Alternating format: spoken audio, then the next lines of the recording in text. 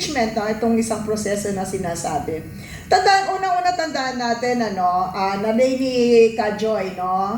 Sabi ni Attorney Sheila, lead defense ni VP Sara, that she was voted by 32 million Filipinos. Yung mandato niya binigay. Bakit ikinatawala sa kanya? Alalahanin niyo, kapag kayo ay naghalal ng opisyal mula barangay hanggang presidente, meron na kaagad kontrata doon sa nanalong kandidato at saka yung sinisilbihan niya. Ang gagawin ng nahalal ay alagaan, no, yung kapakanan nung mga nagbigay sa kanya, nagtiwala sa kanya na ibigay yung boto nila. Yun yung social contract, nakalagay parati yan, kahit hindi yan nakapirma, nakalagay na yan sa kanyang sinumpaan, pagkatapos niyang manalo at sumumpa na siya ay maglilingkod. Kaya nga hindi ba kumpara ninyo nung time ni Tatay Digong at saka yung ngayon?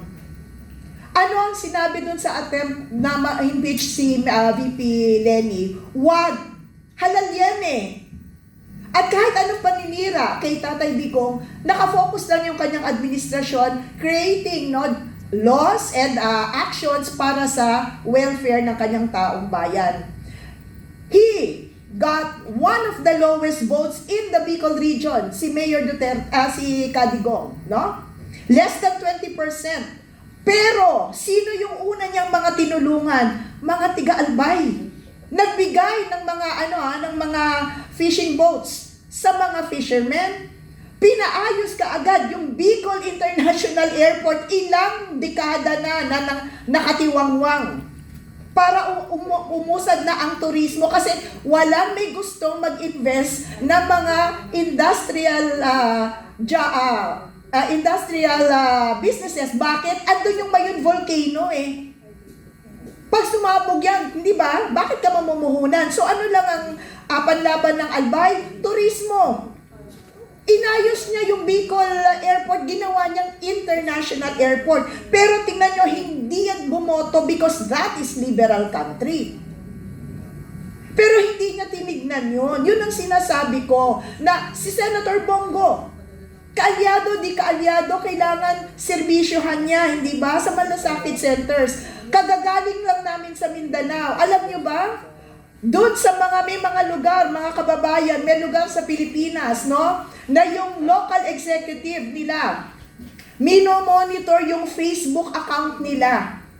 Mag-like ka lang, no? Sa kalaban, hindi ka na makakakuha ng tulong. Ito, Director, kape o tubig tuwing meeting? Sino ako? Tubig. Nagkakape ka kanina pagdating ko eh. Tubig muna din, kape. Thank you very much. Marami pa akong tatanong kay Edie. At ngayon naman po para sa ating pong ka-Astra. Isang word lang, isang sentence. 1 million words. Limited ang time dahil marami kang sasagutin mamaya. Ka-Astra, mas madali mag-recruit o mag-retain ng member? Mag-recruit? Ang dami, di ba? Yan baka mag-retain ka. Many are called, but few are chosen. Okay. Tandaan mo yan, kaibat tayong sinabi niya. Mamaya, meron na naman ng ano yan. Okay, ito. Kaasa, barangay, isla, probinsya. Anong priority natin ngayon? Barangay. Yes. Bakit? Wag na. One word ka na. Wag na. Isang salita para sa isang magaling na trainer. One word. Obedient. Wow. Ibig sabihin, hindi ako obedient. Kasi hindi pa ako nag-train eh. Sabi nga sa Bible, obedience is equivalent to righteousness. So, do you think some of the dun sa kabila is being righteous? Kasi they are very obedient kahit they are bending the law? Iba yun. Ibang klaseng obedience yan eh. Kasi obedience dapat to, divine obedience, di ba? Hindi yung obedience towards evil. Oo, iba yun. Okay. Hindi obedience tawag dun. May tama ka! Tama ka. Okay, ito nasa one word lang umaga o gabi ang best time mag-membership seminar. Alam mo kung ano.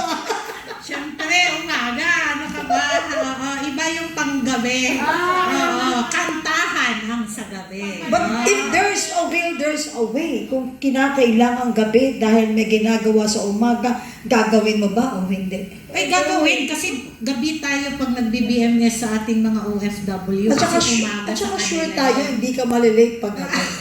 Sigurado. Oo, kasi gising ako hanggang alas 5 ng Hindi mo umaga. natutulog yan. Sa susunod ang segment mo, kaasa maglalagay tayo ng bagong segment, walang tulugan. Oo, tama. Oh, para naman po, maraming salamat Kasha. Marami ka pang sasagutin mamaya kay Attorney Yvette naman. Attorney Yvette, Batas o tao, ano nauuna? batas. Gusto ko sana tanongin, at bakit? Kasi kung walang batas, walang law and order. Yeah. At kung walang law and Para sa order, tao. kawawa ang welfare Attorney, ng isang ating- word lang, hindi ko sinabi. Pinayagan mo si Astra nag-explain. Alam mo naman yan eh, kahit hindi pinapayagan, tuloy-tuloy yan. Kaya, alam mo na Kuya King ha, watch out for the mic. You need to switch it off. Ha? Attorney Yvette, impeachment, due process o politika? Due process. Isang salita para sa rule of law. Fairness. Legal advice sa isang sentence lang sa mga miyembro. Huwag magtiwala lang sa justice system at sa usapin ng impeachment, buksan ang inyong mga mata dahil doon yung makikita ang magiging tayo ng bawat senator, judge at kayo rin ho ang nasa kamay ninyo ang susunod na magiging composition ho ng Senado. Depende rin ho sa magiging kinahahatnan nitong impeachment proceedings. Galing talaga. Attorney, Ka-Astra, Edie Joy, ngayon naman, ang susunod natin gagawin, mas palalalimin natin. Ngayon, pwede mo nang sagutin. Dahil ang tanong ko, tuwing meron akong tanong, ang lagi kong idudugtong sa uli, bakit? Yan ang gusto mo, di ba, Ka-Astra? Sa lahat po, ito ang tanong ko, pagandaan nyo. Bakit kailangan nating paramihin ang mga trainers sa bawat barangay, sa bawat isla, sa lahat ng probinsya, at sa lahat ng rehiyon? At bakit? Kada po, Miss Universe.